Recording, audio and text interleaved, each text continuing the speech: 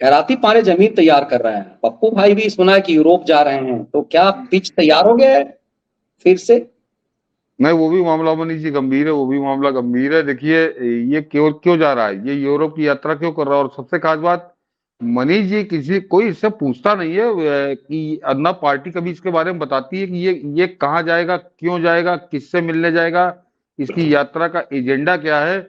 मनीष जी, अगर इसका इसका पूरा हिसाब किताब 9 साल का निकाल लिया जाए, तो जितने दिन भारत का प्रधानमंत्री विदेश यात्रा पर रहा है, उससे ज्यादा ये रहा है। ये जब जाता है तो महीने 1.5 महीने के लिए गायब हो जाता है। और वह कहाँ गया, किससे मिला, क्यों मिला? तो ये यूरोप यात्रा अचानक अचानक इसको मनीष जी यूरोप क्यों जा रहा है? कोई कारण है इसके पास? ये मैं बताता हूँ क्यों। ये असल में मणिपुर की आग मनीष जी ठंडी हो रही है, बुझ रही है, और बहुत स्पष्ट है कि वहां पे वो दंगा जो है, नस्ली दंगा है, जाति दंगा है। तो वो इसलिए है क्योंकि वह ईसाई वर्सेस हिंदू है, ईसाई वर्सेस हिंदू है। लेकिन अब सरकार अपने प्रयासों से उसको शांत करने में सफल हुई है, कुछ शक्ति के साथ।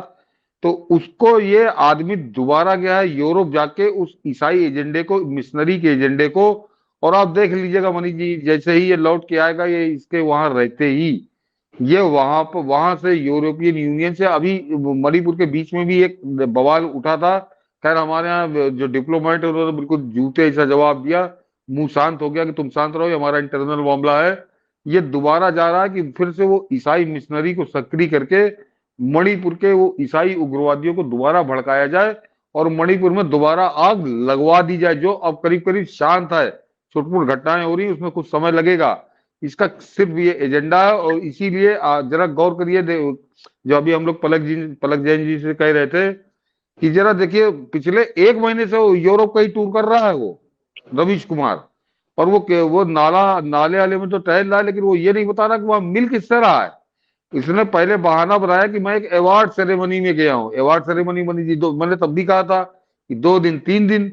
ये 1 महीने से कौन सी अवार्ड सेरेमनी चल रही, कौन सी डॉक्यूमेंट्री इसकी ऑस्कर अवार्ड जीते ले रही है?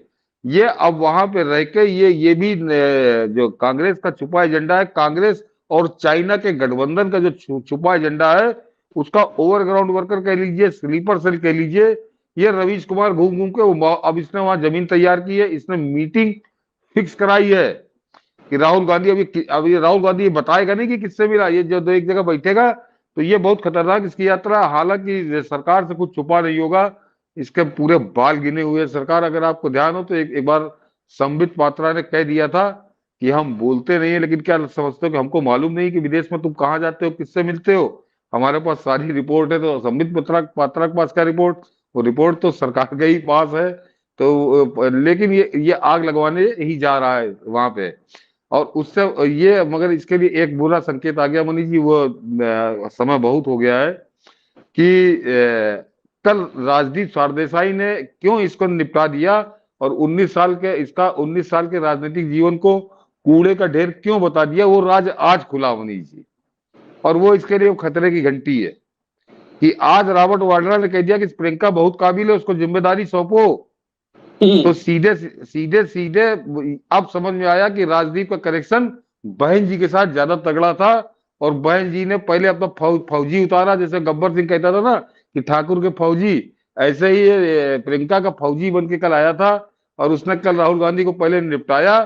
आज रॉबर्ट वाड्रा ने कालीन बिछाया है।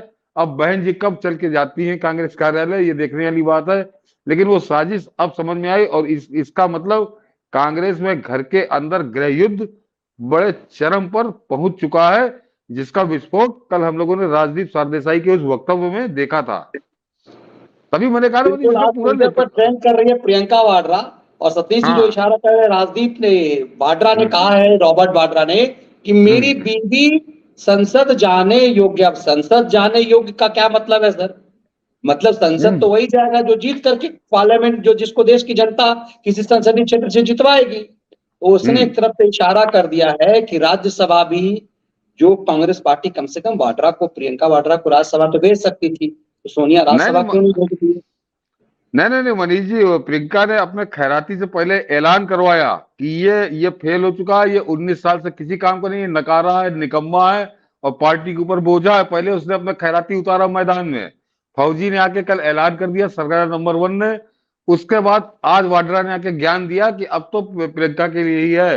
तो आज वो पूरा वो जो कल का एपिसोड था वो आज पूरा हुआ कि अचानक राजदीप सरदेसाई के ज्ञान चक्षु क्यों खुले थे और किसके लिए खुले थे। तो वो अब समझ में आया कि उसको पहले राहुल को रिजेक्ट कराओ, उसको कंडम करो, और वो वास्तव में 19 साल से कूड़ा था ही, तो उसको उसने आगे घोषणा कर दी। तो ये अब इसके लिए बड़ा खतरा तो ये है राहुल गांधी के लिए कि पहले अपने घर में संभाले, उसके बाद तो जो खरी आग लगाने जा ही रहा है।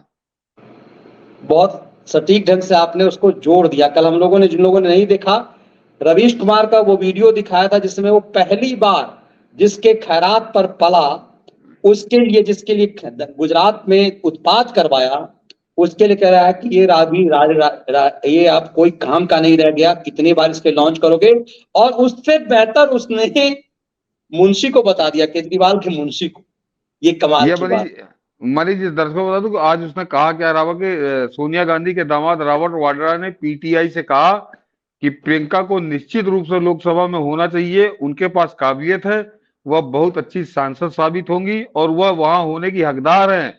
मुझे उम्मीद है कि कांग्रेस पार्टी इसे ध्यान में रखते हुए उनके लिए बेहतर योजना बनाएगी। तो ये प्रियंका ने पहले चमचे को उतारा, आज पति को उतारा, और अब प्रियंका खुलकर कब मैदान में आती है, बस इसका इंतजार करिए जब वो कहेगी कि इसको बाहर करो। बिल्कुल, इसको बाहर करो। और इसीलिए समझने की कोशिश की है कि ये खेल क्या चल रहा है। हम लोगों ने परत दर परत आपको समझाने की कोशिश की है ये खेल चल क्या रहा है, और विदेश में जाकर के शरारती तत्व क्या खेल कर रहे हैं। मुझे पूरा भरोसा है कि न्यूज क्लिक पे तो सर 2021 में छापेमारी हुई है, और इनको अब मुझे लगता है कि इन्हीं के स्टाइल में खुराक पिलाया जाए कि चूंकि ये खैराती लोग विदेशी मीडिया में छपवाते थे, न्यूयॉर्क टाइम्स में छपाया, फिर एजेंडा चलाया। तो बहुत अच्छे तरीके से न्यूयॉर्क टाइम्स से पहले छपा और फिर इनका खेल हुआ। इस खेल को समझना बहुत जरूरी है।